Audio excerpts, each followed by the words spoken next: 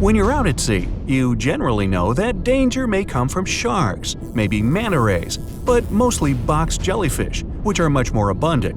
And let's admit, it almost never crosses your mind that a pretty shell you found on the seafloor while diving might cause you harm. Meet the cone snail.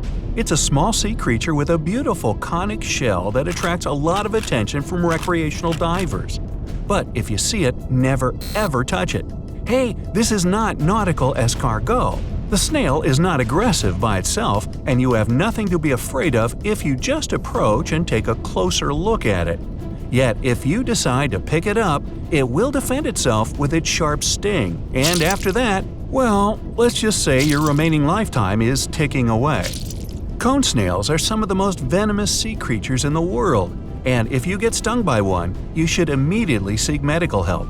Otherwise, you might have mere hours to live. What could you do? Read a book?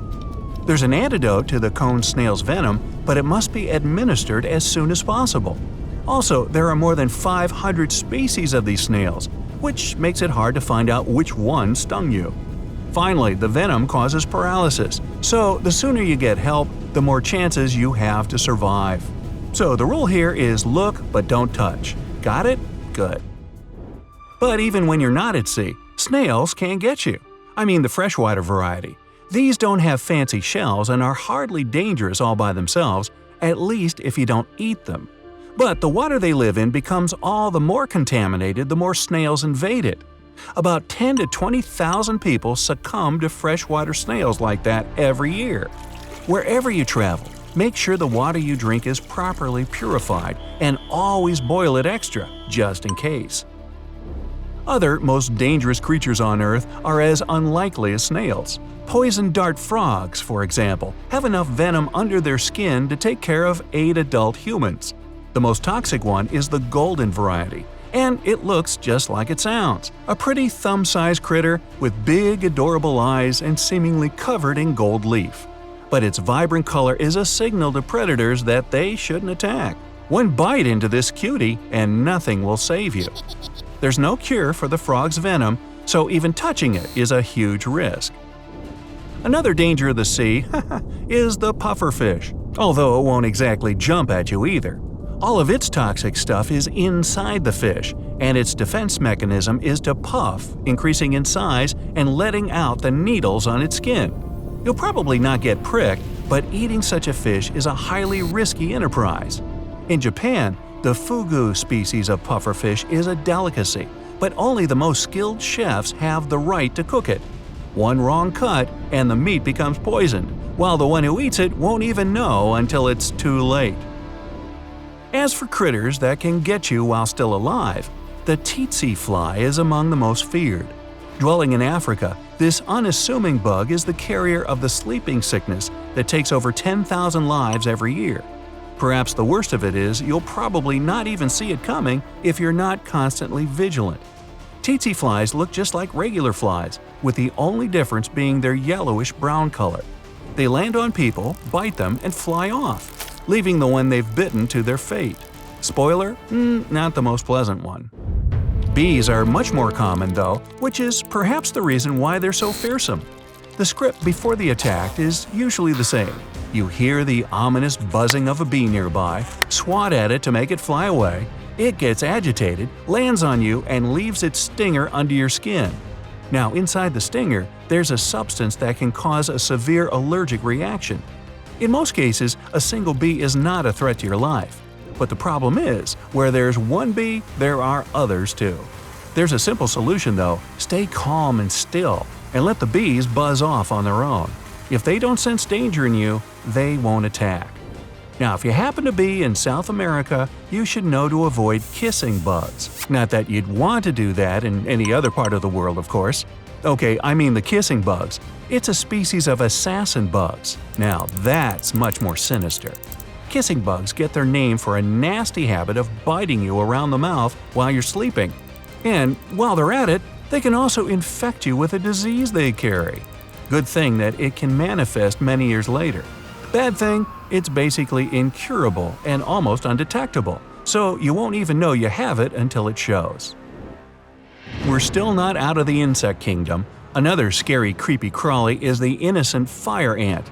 Not so innocent with the number of people they bite. If you so much as step into their territory, fire ants become exceedingly aggressive, crawling at you with fierce determination. Once they bite, the site immediately starts to itch, soon turning into a blister. Sounds unpleasant already, but some people can be allergic to fire ants, and their reaction is much more upsetting. Okay, I'm done with the creepers for now. Let's discuss big game, African Cape buffalo. You might think that since they're plant eaters, they're your friends, but this can't be further from the truth. Cape buffalo are some of the fiercest territorial animals, and once they sense the presence of human nearby, they can easily stomp them. And if the herd feels threatened, they will all turn to face the danger and run full speed, horns forward, into a desperate attacking move. Beautiful, grab your camera, but likely the last thing you'll ever take a picture of. Still, Cape buffalo have a relative that's even more dangerous, and it lives right alongside humans. It's a cow. Over 20 people get trampled by these bovines every year. That's worse than sharks. And no real surprise, come to think of it, cows are massive, up to 10 times heavier than humans, and their kick can be utterly devastating for such fragile creatures as us.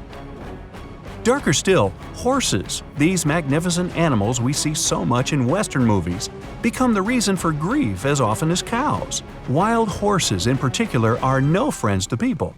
They love their freedom, and despite tending to run away, they can turn hostile and trample those who try to capture them. As for domestic horses, people fall off their backs quite often, and sometimes it leads to gloomy consequences. Dogs now are humans' best friends, aren't they? In many cases, yes, but not always. Stray and especially rabid dogs attack people very often, and it's a real trouble in big cities. In rural areas, though, it can be even worse because anti-rabies vaccine isn't always readily available. Now look at this gentle giant. Hippos are cute, right? Nope. In fact, these behemoths are easily agitated, and if you come too close, be ready to get away from a 3-ton beast that can run as fast as an Olympic athlete. Your best bet is probably to try and climb a tree, but there's no guarantee the hippo chasing you won't just shake you off it and still have its lunch. About 500 people get caught like this every year. Much more insidious are the stonefish, dwelling in and around the reefs of Australia. Take their name as a hint. They camouflage as rocks or chunks of the reef they live in to hunt other fish and small sea animals. Humans, though, can get caught in their ambush as well, and that's not a nice encounter. Stonefish are the most venomous fish in the world, so get help ASAP if you accidentally step on or kick one. Fortunately, there is an antidote, so you're good if you're quick enough. And finally, the most dangerous and hostile creature in the world, the mighty mosquito. Don't laugh yet, mosquitoes transmit serious diseases, many of which can't be cured in time. They carry more illnesses than any other insect or animal in the world, so up to a full 1 million people perish because of them every single year. The only good thing about them is that you can repel them easily with specialized sprays or citronella essence. Won't help against a charging hippo, will it?